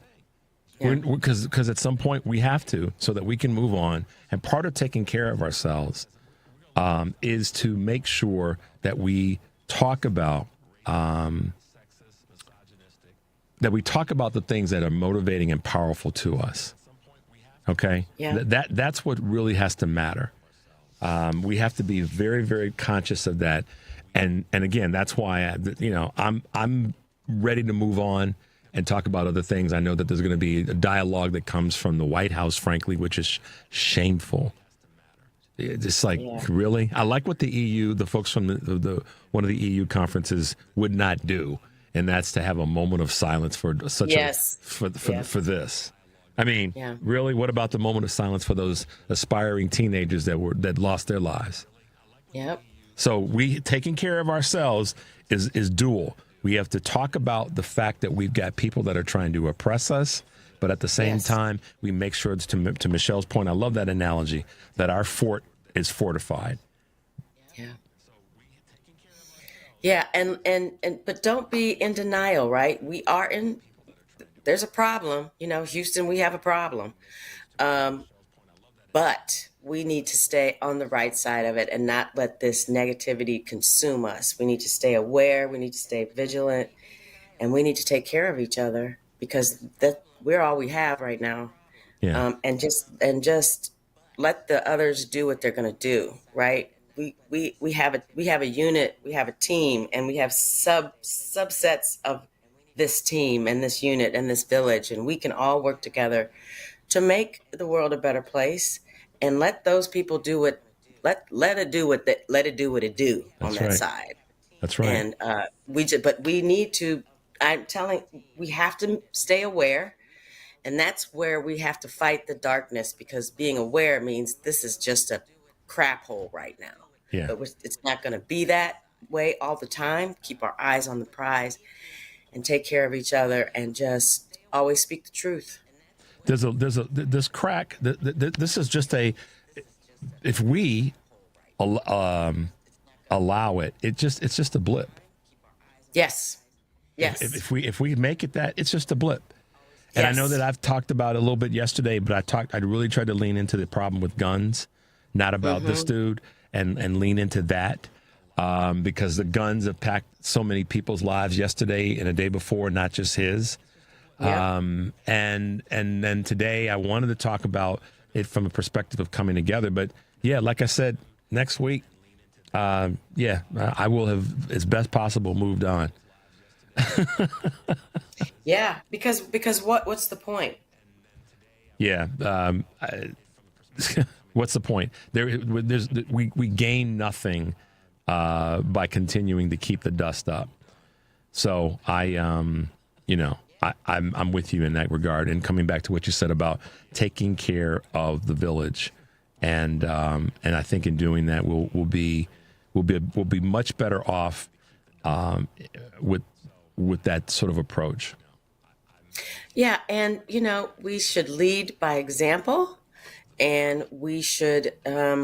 I can't emphasize it enough. I see it so clearly. I don't necessarily think I articulate it the best way that I can, but we are on the side of truth, and we're going to be okay, right? It's hard now. It's dark right now. It sucks right now, but banding together and keeping our eyes on the prize and doing what we need to do to keep all of us safe and all of us encouraged and all of us knowledgeable about everything that's going on is important. I don't want us to ignore that, but I want us to ignore them because they're just stirring the pot and they want us to fight. They want us to fight them and they want us to fight each other. And I say stand down. We don't need to do it at all. Not at all. Just love each other and take care of each other. That's the key. And if we're going to send some thoughts and prayers, y'all, let me just say this. That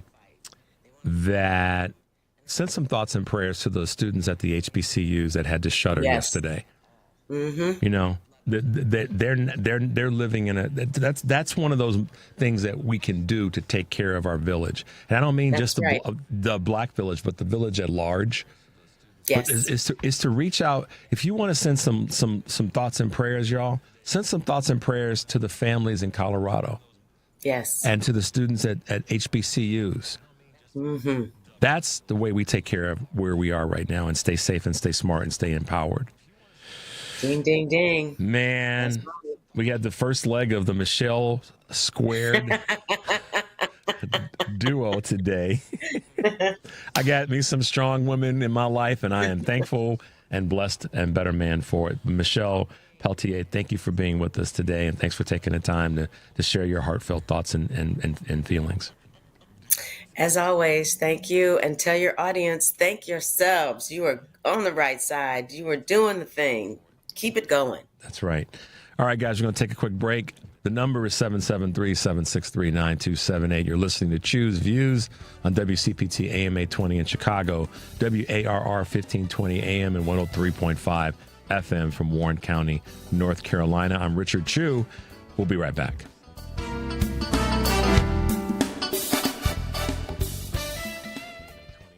Fall is here and colder nights are on the way. Is your home ready to stay warm and energy efficient? Green Attic is Chicagoland's trusted expert in attic insulation, spray foam, crawl space encapsulation, and mold remediation, solutions that seal in comfort and cut down on high heating bills. If your upstairs feels drafty or your heating system is constantly running, your attic may be to blame.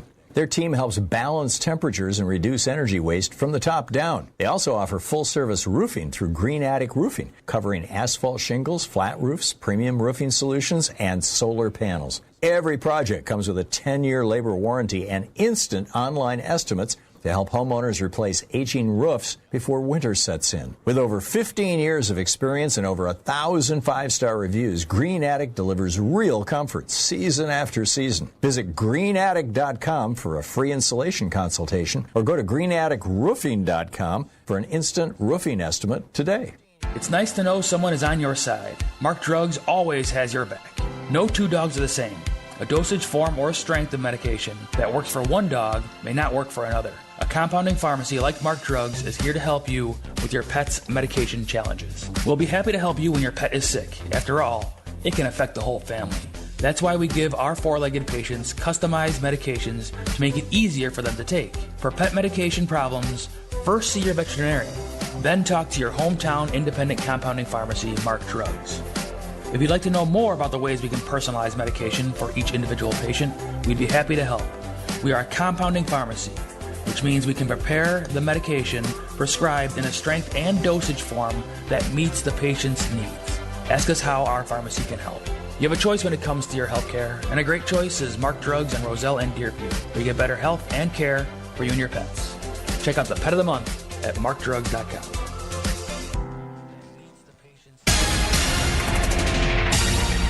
You're listening to WCPT 820. Here's the latest Chicago weather update. From the Weatherology Weather Center, I'm meteorologist Michael Caro. For today, some patchy fog possible early on, otherwise becoming mostly sunny with highs in the mid-80s. For tonight, partly cloudy, a low of 65. On Saturday, a chance for some scattered showers and storms with high temperatures in the lower 80s. Back to abundant sunshine for your Sunday with mid-80s for highs, and for your Monday climbing up to 87. And that's your latest Chicago weather update. Right now it's 66.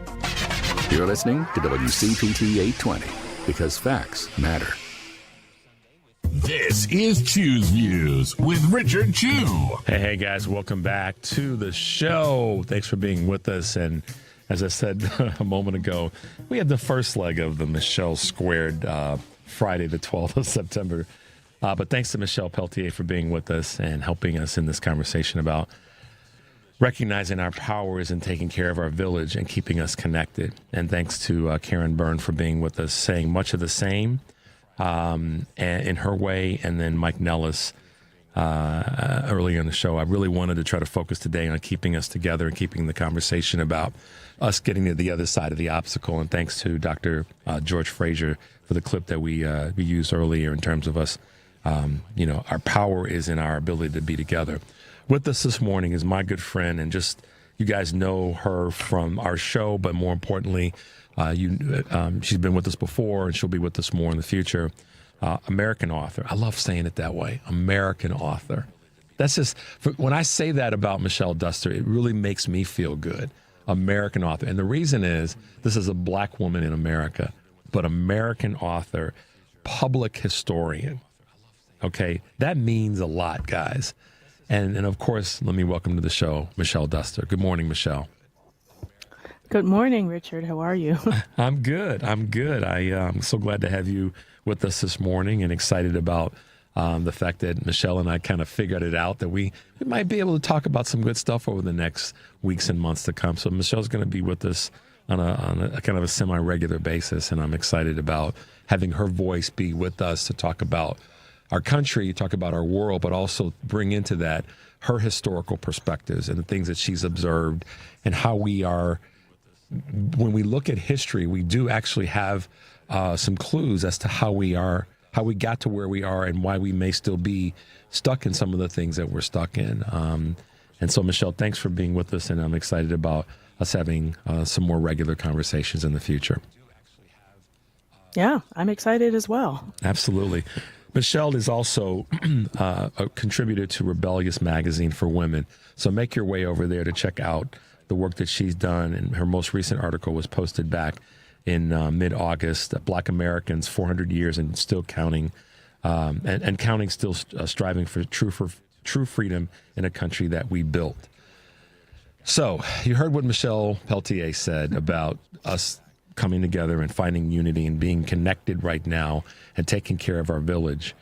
And I know those words are not lost on your ears, and how you've been able to, as a woman, but more specifically a black woman, navigate through times when we have not been connected. And this is one of those moments again when sparks are flying in this crazy week that we just have gone through. And so I want to ask you again, the question that I ask everybody is how you're navigating right now with what's happened this week. I have in the last, since I would say since November 5th of 2024, I have been much more diligent about being in tune to myself, to kind of manage my own feelings of anxiety or rage or, just worry. And so I have really been purposeful about sort of paying attention to my own body. And so I've been trying to exercise on a more regular basis. I mean, I always have, but I've just been much more intentional about it to make sure that I can manage and be physically strong enough to, I feel like we are under attack and there is a concerted effort to weaken us. And so I really do feel like it is an act of resistance to be physically strong and mentally strong. And so I attend church on a pretty much regular basis, and just to try to get my mind together, and also to be in community of like-minded people who have a similar vision of what our country should be. I feel like it's very important to not feel isolated and not feel like you're, the only one who views the world that you do. So being very purposeful about maintaining social contact in person and even online. I'm part of several group chats with people who we can feel safe expressing ourselves to each other. Right now, it is more difficult to express certain things in public spaces, because the rhetoric is so negative and things are so heightened. And so I think it is important to have somewhere, where people can just sort of drop the guard and be honest with each other and expressing whatever is on their minds. And then I've also really been very purposeful about engaging in activities that, for me, are very calming. And I know a lot of other people are doing that. They're engaging in like knitting and sewing and painting and, doing puzzles and any other kind of activities that just sort of give people the opportunity to sort of calm down and engage in creating something that makes them feel happy. People are engaging in gardening and, just a variety of activities that are sort of soul soothing. Michelle, it's powerful, and I'm so glad you said it that way. And of course, I wanted to get your take on this and how you're navigating, because that is I received a text just a moment ago, and I'll just kind of give the quick synopsis. Is that one of the things that this listener said to me is, the one thing that we haven't discussed today, and I think under the undertone is there, but we haven't used the word of fear.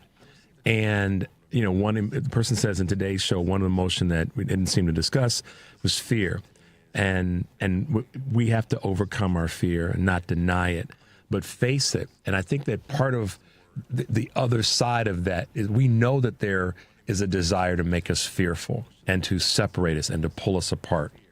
The other side of that, though, is self-care, being aware of that, being willing to do the things, or find that maybe I should say that differently, being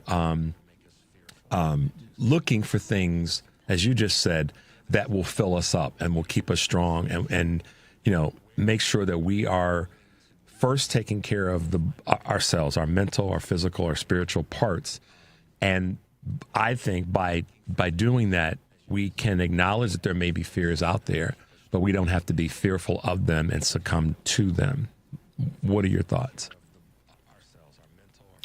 Right. I mean, like I said, I think there's sort of an emotional and a physical aspect of this. And I feel very strongly that taking care of ourselves is a form of resistance, and making sure that we are physically strong enough to fight, because I do feel that we are in a battle.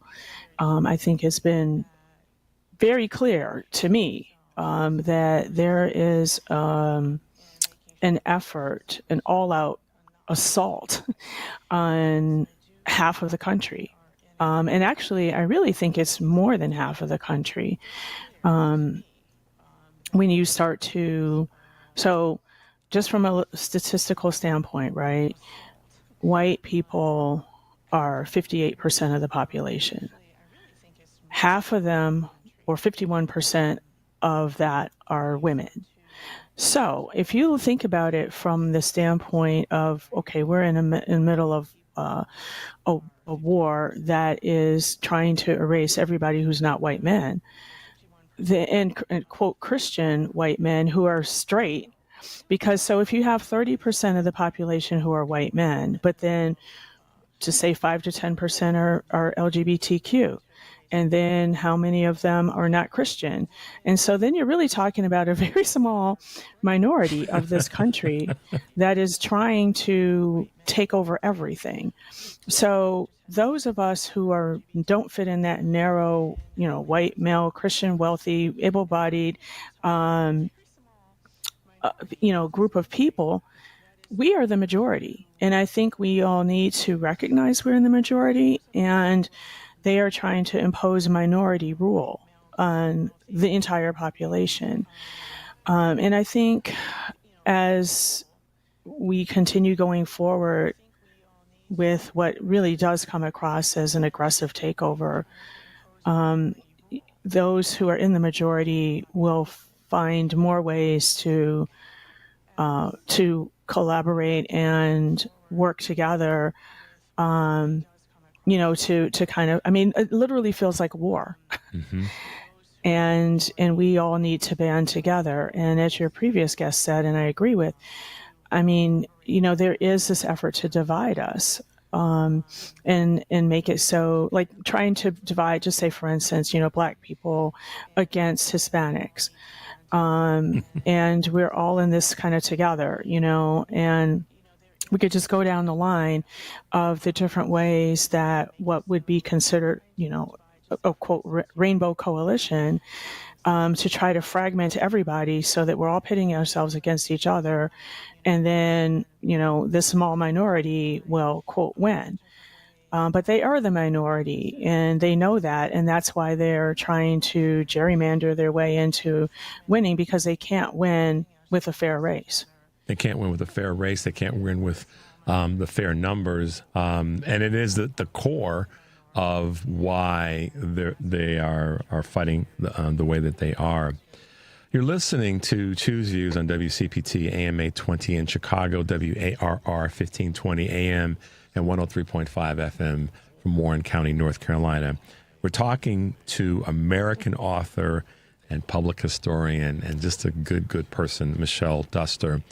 What Michelle was just saying a moment ago cannot be overstated, and that is when you look at the numbers, and I love how you broke that down, Michelle. When you break down those numbers and look at the percentages of people who are the minority but are trying to create this majority narrative, that's undeniable, America. That is undeniable. The challenge is how many people will pick up that data that Michelle just shared with us, and then actually, in my opinion, Michelle, use it as fuel to say, hey, wait a minute. We are the ones that have the bigger voice if we use it the right way. We're driving we're driving a high-powered engine, or we're sitting in the, let's put it this way. We're sitting in the driver's seat of a high-powered vehicle, and we're sitting in neutral, not using it. And I'm not making that, I'm not saying that, well, maybe I'll rephrase that. We are sitting in a high-powered vehicle, and we have the opportunity to put it in drive and go forward. Don't you think? Well, I think the challenge right now is that the power structure in our country right now is represented, more heavily represented by the minority. And that has been one of my biggest sources of disappointment, is that, we've all been brainwashed or told or, made to feel that we have 3 equal branches of government. That is supposedly our system. And the legislative branch, which is Congress, and for me has been disappointing. And in the judicial branch as well. And so we have a representative government. It's not, we have a representative democracy where individual people vote for people to represent them. And then those who are supposed to represent us are, go and make laws and vote on certain things on behalf of their constituents, which we have always been told the constituents are the people who vote for them. But what has been disappointing is that it seems like the people who vote for these representatives are the constituents, are their donors, yeah. and not the actual voters. And so I feel like our system has been co-opted by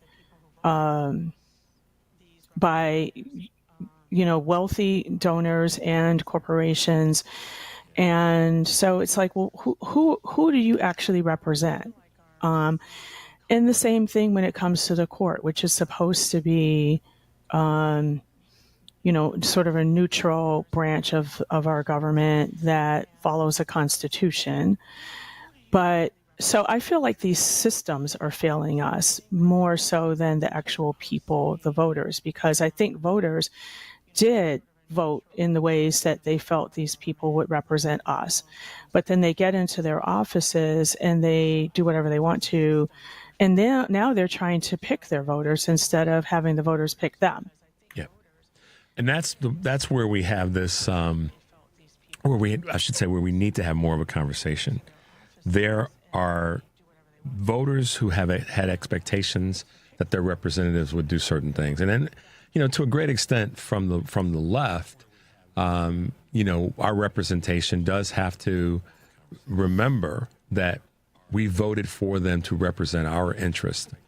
And they cannot be in any way, they can't allow themselves to be seduced by the donor class. And I'm talking about the folks on the left that we've elected.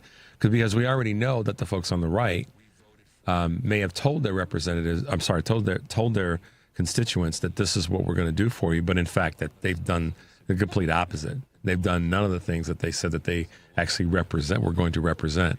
So we can't change what they've done. But I do believe that our opportunity is to make sure that our representatives that we voted for raise the, and I carefully say this, raise the temperature of what they're doing to push back against the right and truly do represent their constituents. Because to your point, Michelle, the legal branch, or not, that's not the right definition of our three branches of government. We already know that the courts are barely holding on, and we know the executive branch is gone. So the branch of government that has to step up is the legislative branch, and I think we have to push our elected officials to fight a little bit harder. Which is one of the reasons that I when I have someone on the show that's an elected official on a federal level and even on a state level, I just keep reminding them that we got your back. Just keep fighting hard. We don't want you to have to worry, are we there? We're there for you. Now go be there for us.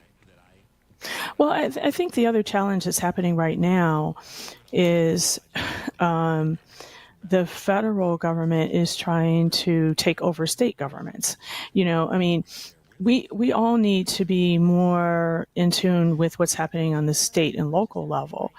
Because we have this system allegedly that's about, we have states' rights. So people want to scream about states' rights when they want to have something their way, and not have the federal government try to impose something on them that they don't want for their state, right? Yeah. But then they don't want to have states' rights when it comes to states doing something different than what the national branch wants to do. So they really need to be consistent, and they're not consistent right now. And that's what's happening right here in Chicago, where you have the federal government trying to, invade the state government. And so it's like, what happened to states' rights? So I think we need to, I think all Americans need to get out the Constitution and actually read it. And if you don't want to read it, just go online and look at a video or something to actually understand how our government is structured and what rights we do have on a state and local level, and put pressure on the state and local officials as well. Because right now what's happening is that the federal government is overstepping their jurisdiction. And some people don't really understand that's what's happening. So right now things are so muddled, and people really I work with young people, and I think a lot of people I come in contact with, they really are not clear on how our government is actually structured. And this is the time, to really take 10 minutes out of your life and actually understand how our government is structured, and put more pressure on state and local government to push back on the federal government, because the lines are being blurred.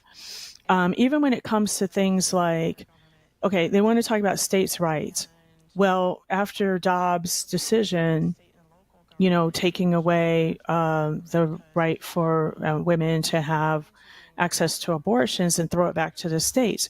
Well, certain states decided we're going to ban abortion or greatly limit it. So that's on the state level. So then people are going to other states in order to get health care. And now they're trying to say, well, no, you can't go to that other state either. And that's what Letitia James in New York is pushing back on. Like, wait a minute, we're in New York. New York has these rules. That is our state. Same thing in Illinois. But so now for these other states to try to impose their laws on the state of Illinois or New York or some of the other states that do have this health care available, there's they can't have it both ways. And we need to, as a country and citizens in certain states, help remind them that we have states' rights, and you can't decide and pick and choose when states' rights are implemented and when they're not. Just because it's not favorable to the thing that you are favoring doesn't mean that you get to, because again, you can't have it both ways. You went down that path and states' rights. So don't come into another state and tell them what they can or cannot do. And more importantly, to create an environment where someone from a particular state can't go to another state. Because once here's the thing.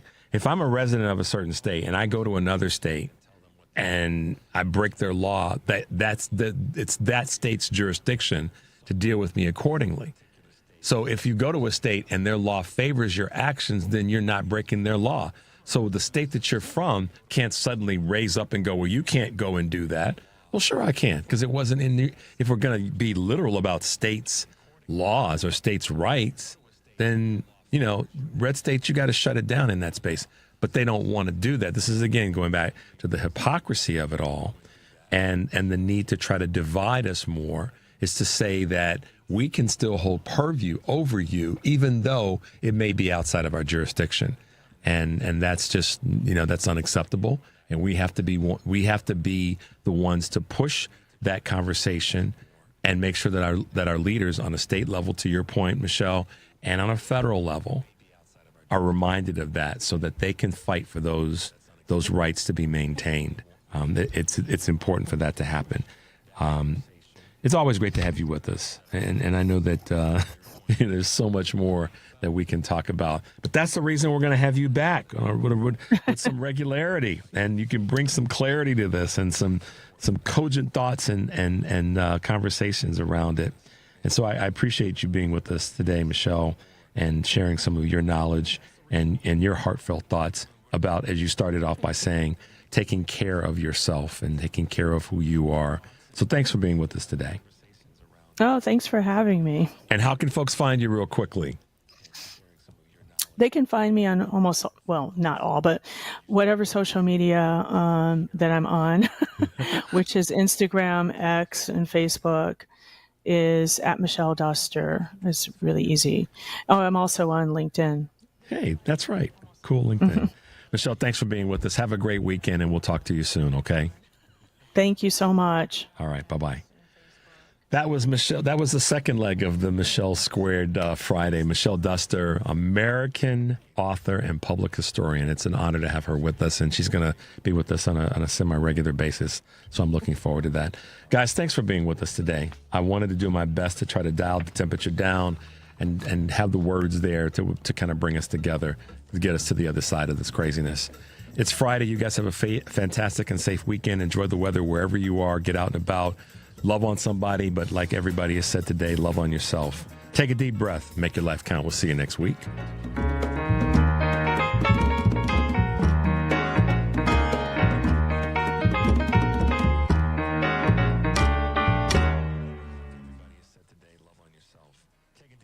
Still struggling with gas, bloat, constipation, nausea, or diarrhea? Have you tried eliminating foods but felt no change? It's time to call the tummy whisperer, Renee Barish, at Digestive Health Solutions. Renee uses targeted testing to reveal exactly what's happening in your gut.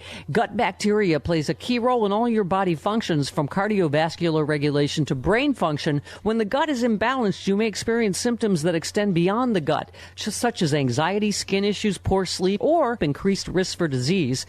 Digestive Health Solution uses advanced testing to identify harmful microbes and evaluate the overall balance of the gut ecosystem. Get insights into your health, digestion, and how your microbiome affects all aspects of your body. Stop suffering. Call Renee now at 847-207-2034 or